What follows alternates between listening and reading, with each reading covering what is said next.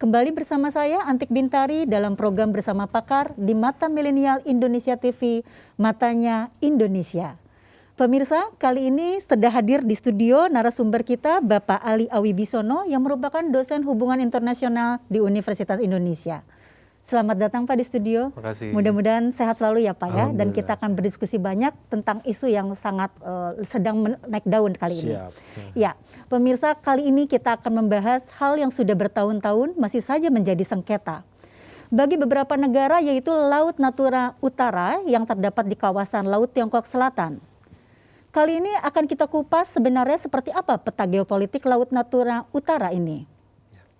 Kawasan Laut Tiongkok Selatan hingga kini masih terus menarik perhatian banyak pihak. Bukan hanya sengketa yang terjadi bertahun-tahun antara Tiongkok dan negara-negara Asia dengan Nine Days lainnya.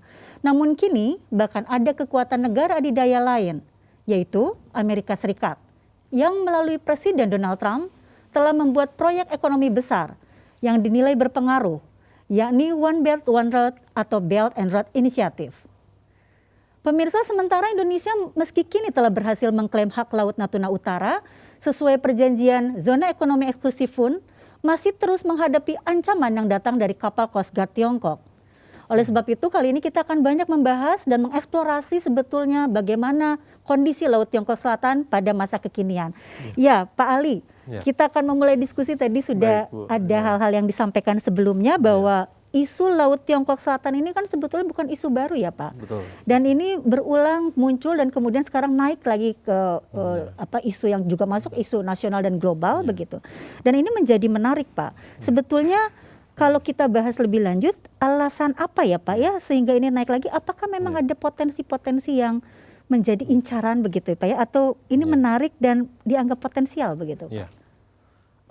Ketika kita berbicara tentang Laut Tiongkok Selatan ya, memang ada nilai-nilai yang intrinsik dari laut itu dan juga ada nilai-nilai yang disematkan oleh aktor-aktor pengguna dari laut itu.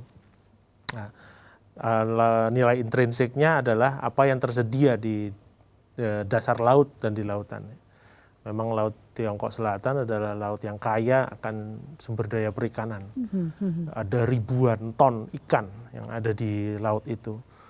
Kebetulan Laut Tiongkok Selatan itu adalah pertemuan dari sungai-sungai yang subur sekali. Sungai Irrawaddy yang ada di laut di Indochina dan sungai-sungai di Indonesia dari Kalimantan, Sumatera. Semua ke situ dan sangat nutritious ya lautnya itu. Kemudian di dasar lautnya itu sumber daya hidrokarbon yang tersedia itu besar sekali. Untuk Natuna Utara saja itu ada 4 miliar barel minyak yang sudah ditemukan di Natuna Utara ya, di sebelah timur dan sebelah barat ya, yang disebut dengan Blok D Alpha itu. Sementara gas bumi itu 50-an triliun kaki kubik. Jadi kaya sekali. Tentu eksplorasinya harus lepas pantai gitu. Nah, kemudian kebetulannya lagi gitu ya. Laut Tiongkok Selatan itu adalah laut setengah tertutup, semi enclosed ya, sea yang berada di antara negara-negara yang paling kaya di dunia saat ini. Jadi kalau kita lihat negara-negara yang berbatasan langsung dengan Laut Tiongkok Selatan, 6 negara dari G20 itu ada di Laut Tiongkok Selatan. Ya, China, Jepang, ya, pengguna ya, saya maksud pengguna. Itu mungkin tidak berbatasan tapi pengguna. Ya. China, Jepang, Australia, pengguna dan berkepentingan. Pengguna dan berkepentingan. Ya. Amerika Serikat juga di situ. Ya. Kemudian Indonesia ada di situ. Jadi setidak-tidaknya saya hitung-hitung ada sekitar 5 atau 6 negara G20 yang ada di situ. Sehingga mau tidak mau ya Laut Tiongkok Selatan itu adalah laut yang ekonominya sangat tinggi. Kemudian negara-negara Asia Timur, raksasa-raksasa ekonomi Asia Timur, Cina, Jepang, Korea, Taiwan, itu sangat bergantung pada Selat Malaka dan Laut Cina Selatan untuk pasokan minyak buminya. Karena mereka tidak punya sumber daya hidrokarbon sama sekali. Jadi pasokan minyak untuk negara-negara ini berasal dari Indonesia dan dari Timur Tengah. Kalau dari Timur Tengah pasti lewat Selat Malaka dan Laut Cina Selatan. Oleh karena itu akibatnya di Selat Malaka dan Laut Cina Selatan itu setengah lalu lintas perkapalan dunia lewat situ. Ya, jadi paling gampangnya kalau kita sekiranya naik pesawat ya dari Jakarta ke Singapura ya Changi atau dari Changi balik ke Jakarta, lihatlah ke bawah, lihatlah kalau dapat window seat ya, lihat ke bawah itu ratusan kapal mulai dari kapal ikan kecil, kapal tunda, kapal kontainer, kapal kargo yang bawa mobil-mobil baru yang mau dipasarkan di negara kota-kota kaya yang ada di sekitar Asia Timur dan Asia Tenggara. Nah, jadi itu. Nah, kemudian nilai yang disematkan ya oleh negara-negara yang ada di situ, negara-negara pengguna dan negara. Bagi Amerika Serikat misalnya, Laut Cina Selatan itu adalah satu-satunya akses ya, termasuk sebenarnya juga bisa dari Laut Tiongkok Timur ya. Laut Tiongkok Timur dan Laut Tiongkok Selatan itu adalah akses untuk melakukan containment ya, dalam bahasa Inggrisnya itu containment. Apa sih maksudnya containment itu? Menahan laju ekspansi kekuatan Tiongkok. Akses mereka di situ. Amerika Serikat bukan penghuni. Dia bukan penghuni Laut Tiongkok Selatan. Kita tidak bertetangga dengan Amerika Serikat. Tapi sejak 2010 ke sini gitu ya, 10 tahun. Jadi ya 10 tahun belakangan ini Amerika Serikat memusatkan perhatiannya ke upaya melakukan containment terhadap China. Itu menarik ya, memusatkan perhatiannya 10 tahun belakangan ini. Jadi Afghanistan ditinggalkan, Irak ditinggalkan, pusatkan ke situ. Karena sudah kurang seksi mungkin ya kalau Afghanistan ya. Pak, tapi itu tadi menarik, Bapak mengatakan bahwa ini kondisinya adalah laut setengah tertutup ya Pak. Ya, itu apa Pak kalau bisa dimaknai pemirsa untuk memahaminya? Ya, laut setengah tertutup karena gerbang menuju Laut Cina Selatan itu hanya dari Selat Malaka. Selat Malaka kemudian ke Laut Andaman. Laut Andaman, India itu samudra lain, ya, Samudra Hindia. Antara Samudra Hindia dan Laut Cina Selatan itu hanya dibatasi oleh Selat Malaka. Jadi kita sebut juga dia itu sebagai choke point. Choke point itu artinya titik penyempitan, ya, titik yang sempit. Ya, dan Selat Malaka itu tidak ada alternatif jalur lain ya Pak? Ya bisa kalau mau bawah ya lewat jalan Selat Sunda. Tapi paling itu Selat Sunda ya, kemudian kalau dari sebelah timur ya dari Pasifik Barat Daya lewat Arafuru atau dari Samudra Pasifik gitu dari sebelah selatannya Jepang atau Laut Filipina itu bisa masuk. Tetapi itu semua adalah kecil-kecil sekali. Itulah semua choke points-nya gitu. Aksesibilitasnya kurang baik ya. Aksesibilitasnya kurang baik gitu. Tadi juga Bapak mengungkapkan bahwa ini kan Amerika tuh menjadi punya kepentingan tertentu dengan 10 tahun terakhir itu dia mulai interest ya untuk menahan laju negara-negara lain yang dianggap kemudian kompetitor ya Pak ya. Nah kalau begitu Pak, kalau berbicara hal tersebut ini kan terkait dengan persaingan geopolitik ya Pak. Betul. Artinya di kawasan tersebut ada persaingan geopolitik yang luar biasa, bahkan ini ada dua negara superpower yang tadi Bapak sebut, Amerika dan Tiongkok ya, dan itu dari dulu tidak berubah. Bagaimana sebetulnya Pak dinamika politik ini terutama tadi ya berbicara Belt and Road Initiative yang merupakan New Silk Road sebetulnya dulunya ya Pak ya. Ya, Jalan Sutra itu yang diusung Tiongkok dan Free Open and Indo-Pacific tersebut Pak yang diusung Amerika Serikat. Bagaimana nih Pak? Kalau saya boleh diizinkan sedikit saja, agak kilas balik sedikit gitu ya, supaya kita tidak terlalu bias kekinian begitu ya Bu Ati ya. Jadi persaingan atau rivalitas Amerika Serikat dan China itu bukan satu-satunya modus atau modul berinteraksi di antara dua negara ini. Di era 70-an, 80-an ya di masa pemerintahan Presiden Nixon misalnya itu mereka baik-baik saja, justru hubungannya cukup harmonis. Dan salah satu resepnya adalah ada ada negara ketiga yang menjadi musuh bersama, namanya Uni Soviet. Iya, ya, masih ada Uni Soviet dulu ya, Masih ada Uni Soviet. komunisme ya, Pak Masih ya. ada Iya. komunisme. Jadi musuh bebuyutannya Cina yang komunis itu sesama komunis, yaitu Uni Soviet. Karena mereka punya versi yang berbeda tentang komunismenya. Betul.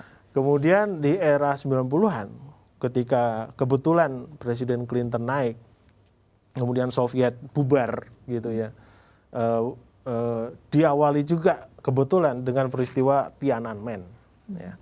Disitulah mulai relasi Amerika Serikat dan Cina itu naik turun, ya, panas dingin, gitu ya. Kemudian disinilah kita melihat bagaimana peran kepemimpinan dan sistem internasional itu mempengaruhi rivalitas itu. Dan sejak 2011 ke sini baru betul-betul merupakan full mode gitu ya, rivalry mode begitu, on gitu ya. Nah, itu awalnya memang Presiden Barack Obama itu meningkatkan perhatiannya ke ke Asia Pasifik gitu ya. 2011 dengan kebijakan pivot to Asia gitu ya. Mungkin sedikit itulah dimulainya. Jadi sebenarnya mundur dari Afghanistan itu sudah mulai di 2011 itu. Nah, ketika sudah mulai pivot to Asia, kemudian kita juga ingat mungkin diterjunkannya ratusan marinir Amerika Serikat Darwin, gitu ya. Ini tentunya sebagai tambahan dari armada ke-7 yang selalu ready di Okinawa, Jepang, dan berlabuh di sekitaran Samudra Pasifik gitu, dan Hindia. Di saat itu yang dipikirkan oleh China melihat itu adalah China tidak menginginkan Amerika Serikat menghalangi pasokan energi yang tadi saya jelaskan. Yang memang satu-satunya tidak ada alternatif ya. Satu-satunya jalan itu di Laut Cina Selatan. Mereka membutuhkan keamanan pasokan itu sampai kapanpun. Karena mereka tahu Amerika Serikat tidak menyukai sistem pemerintahannya, tidak menyukai identitas Cina sebagai negara non-demokratik, prinsip-prinsipnya berbeda, tidak bisa diprediksi, dan menurut Amerika Serikat, mungkin saja benar ya, China banyak mencuri ya, intellectual property rights, teknologi, tidak etik begitu ya. Nah, perilaku ini membuat Amerika Serikat tidak bisa mempercayai Cina. Cina tahu itu, tapi mereka tidak mau berubah, tapi tidak mau dihalangi. Gitu. Nah, oleh karena itu kemudian Beijing, terutama setelah Xi Jinping naik, kemudian menerapkan yang namanya One Belt One Road Initiative tadi, yang namanya Belt and Road Initiative itu sebenarnya ada dua. Ada Maritime Silk Road Initiative (MSRI), itu yang ke arah Indonesia dan ke lautan ya. Dan ada Silk Road, New Silk Road itu tadi, yang arahnya ke barat, gitu. Jadi sebenarnya inisiatif ini untuk membypass blokade atau kemungkinan blokade yang dilakukan oleh Amerika Serikat di Laut Cina Selatan. Jadi saya melihat China melakukan apa yang dia harus lakukan untuk survive, gitu ya, dengan ekonomi yang begitu besar. Bagaimana supaya bisa tetap survive? Karena mengandalkan perekonomian pada Cina daratan dan sebelah barat itu kurang bisa diandalkan. Karena masih banyak kesenjangan di dalam Cina, masih banyak kesenjangan, masih banyak desa-desa yang miskin. Yang kita lihat di TV selalu yang kota-kota. Betul. Ya, Shanghai, Beijing, Guangzhou, itu adalah kota-kota yang memang diberi otonomi oleh pemerintah Beijing untuk mengatur perekonomian sehingga mereka bisa maju pesat. Sebagian besar kota tidak seperti itu. Dan sebelah baratnya China itu Asia Tengah, memang Kazakhstan misalnya cukup maju gitu ya, tetapi sebagian besar Xinjiang provinsi itu sangat miskin, dan infrastrukturnya tidak berkembang gitu, sehingga mereka sangat bergantung pada kota-kota pesisir, termasuk yang ada di terutama bahkan yang ada di laut Tiongkok Selatan itu. Jadi kita sering mengatakan, oh kita bergantung perdagangan kita, Asia Tenggara ini bergantung pada Cina. Tapi Cina juga sangat bergantung pada kita, karena kalau tidak dengan kita, mereka mau berdagang dengan siapa? Siapa sebelah barat yang masih miskin gitu. Nah, oleh karena itu dia melakukan dua hal tadi, mengamankan Laut Tiongkok Selatan dan melakukan upaya perkembangan ke sebelah barat. Itu yang dilakukan. Dan itu secara perspektif hukum internasional memang dibenarkan ya Pak ya? Nah ini dia. Apa artinya kepemilikan klaim begitu ya? Iya. Jadi yang dilakukan oleh pemerintah Cina di Laut Cina Selatan dengan pembangunan landasan udara misalnya di Fiery Islands itu ya. Itu memang sesuatu yang tidak diperbolehkan, dan itu sudah diputuskan dalam tribunal tahun 2016 ya, 2016 kalau saya tidak salah itu yang memang memutuskan bahwa itu bukan milik China gitu. Bukan milik satu pun negara sebetulnya. Bukan ya. Jadi memang itu masih disputed area gitu. Di wilayah Laut Cina Selatan itu lucunya kalau kita lihat teritori-teritori negara yang ada di situ bertindihan ya, ZEE dari negara-negara Malaysia, Vietnam, Brunei, Filipina, Indonesia tidak ya, tapi tiga negara itu bertindihan. Jadi yang disebut dengan negara-negara pendaku itu, claimant state di Asia Tenggara itu bertindihan. Jadi sebenarnya tanpa Cina pun negara-negara Asia Tenggara itu udah dispute gitu, ya. Malaysia sama Filipina itu dispute, bertindihan ZEE-nya gitu, dan itu mereka tidak selesaikan. Brunei itu dispute dengan Malaysia, Vietnam dispute juga gitu. Malah sebetulnya Indonesia tidak terlalu banyak problems di situ ya. Kalau bisa tadi melihat Malaysia, Filipina gitu ya. Iya, karena kebetulan posisi geografis dari ZEE kita memang clean. Kalau dari di Malaysia atau Filipina itu kita cukup clean. Walaupun itu juga belum selesai ya. Iya. Belum sepakat itu dengan Malaysia, dengan Filipina, ZEE. Kalau teritorial sudah. Teritorial sudah, tapi ZEE belum ya. Nah Pak, tapi kalau berkaitan dengan itu, ini kan ada dua negara adidaya nih Pak ya. Artinya dua negara besar yang tadi Bapak sudah jelaskan, dan juga tadi sempat disampaikan ada Malaysia, Filipina dan lain-lain yang merupakan bagian dari ASEAN tentunya. Dan bagaimana sebetulnya persaingan geopolitik mereka berdua itu, dua negara adidaya itu, terhadap implikasinya pada kita nih, khususnya Indonesia dan negara-negara ASEAN? Iya, jadi kita sudah berusaha untuk di antara ini ya, scholars dan ini sudah berusaha melihat rivalitas Amerika Serikat dan China ke depan itu akan menjadi seperti apa? Apakah akan menjadi lebih konfliktual? Apakah akan lebih kooperatif, lebih damai? Dan kita melihat bahwa Laut Cina Selatan, ya Laut Tiongkok Selatan itu adalah salah satu flashpoint, salah satu potensi terjadinya konflik dan mungkin bisa mempertajam konflik. Jadi saya kira ketika tidak dibina dengan baik, gitu ya,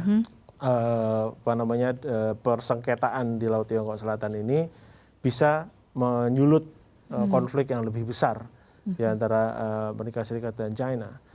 Di saat yang sama, Amerika Serikat memang menerapkan Amerika dan China ya, sama lain menerapkan kebijakan yang menentang dominasi satu sama lain. Baik. Itu jadi itu akan membuat negara-negara Asia Tenggara kemungkinan akan terpecah gitu. Ya, baik Pak. Nanti mungkin kita akan lanjutkan ya Pak ya, perbincangan yang lebih seru ini tentang ZEE ya, khususnya bagaimana implikasinya terhadap Indonesia. Ya, pemirsa, tentu saja perbincangan ini belum berakhir dan tetap bersama kami di Bersama Pakar, dan kita akan kembali lagi setelah istirahat sejenak.